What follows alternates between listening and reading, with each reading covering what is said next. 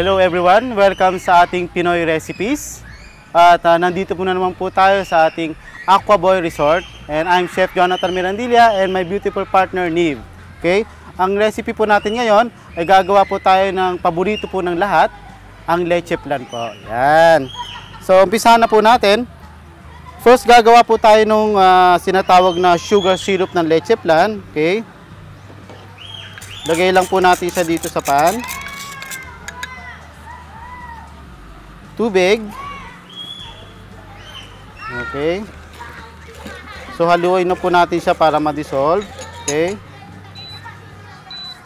Lagyan po natin ng konting pampasim kung wala po kayong kalamansi, lemon or dayap. Ito po makakatulong para hindi po masunog yung syrup natin. Okay. Okay. So habang kumukulo po yung sugar syrup natin, pwede na po natin gawin yung ating pinaka butter. Okay? Beat lang po natin ang ating egg yolk. So itong egg yolk natin, gumamit po tayo ng mga 12 pieces ng egg yolk. Okay, take note pag gumagawa kayo ng sugar syrup, wag nyo pong hahaluin. So hintayin nyo lang po siya na brown, mag-caramelize. Yan.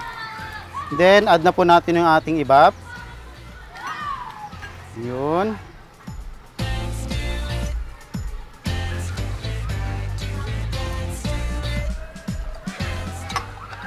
Vanilla.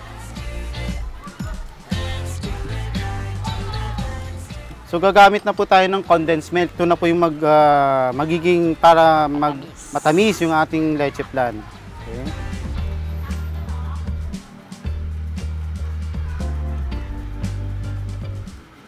Yan. So habang hinihintay po natin yung ating sugar syrup, i-beat lang po natin to.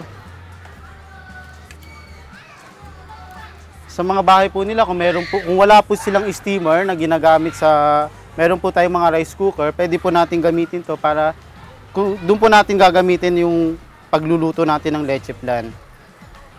So okay, habang nakaramelize na po natin yung sugar syrup, ito na po yung ibubuhos natin sa ating linera. Okay?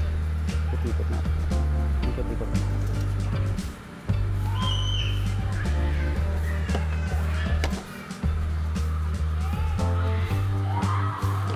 Yan. So, nalagay na po natin yung sugar syrup natin sa ating linera.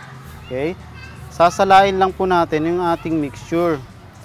In this way, para matanggal po yung residue ng mga egg yolk po natin, ng mga itlog, no? Yan. So, parang pinong-pino po yung leche flan natin. Okay? Sila. Yan. So, ito po yung kailangan natin tanggalin, no? Kaya natin sinasala. So, takpan po natin siya ng aluminum foil para hindi po masunog. So, pag may mga steamer na po kayo, lagay lang po natin siya sa loob.